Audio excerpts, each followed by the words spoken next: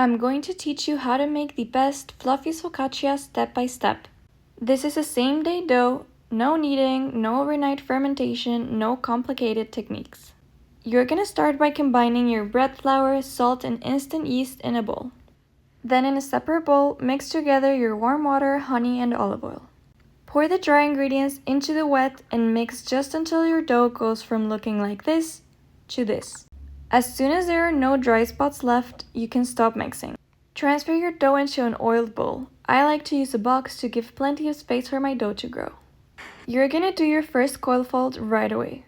These folds are the secret to building structure while keeping all those beautiful air bubbles intact. Oil your hands and the dough, gently lift one side of the dough, stretch it up, and fold it over itself. Repeat on the opposite side. Then lift from the center and let the dough fold underneath itself. Rotate the bowl and repeat. That's one coil fold done. Now let your dough rest in a warm spot for 30 minutes. We're going to repeat that process 2 more times. When you come back for the second coil fold, you'll already notice a difference. The dough should feel stronger, smoother, and a little puffier than it did the first time. Let it rest for another 30 minutes, then perform your third and final coil fold. By now, the dough should feel noticeably more elastic and full of air. After the last fold, let your dough rest for another 30 minutes. Then transfer it to a generously oiled sheet pan lined with parchment paper.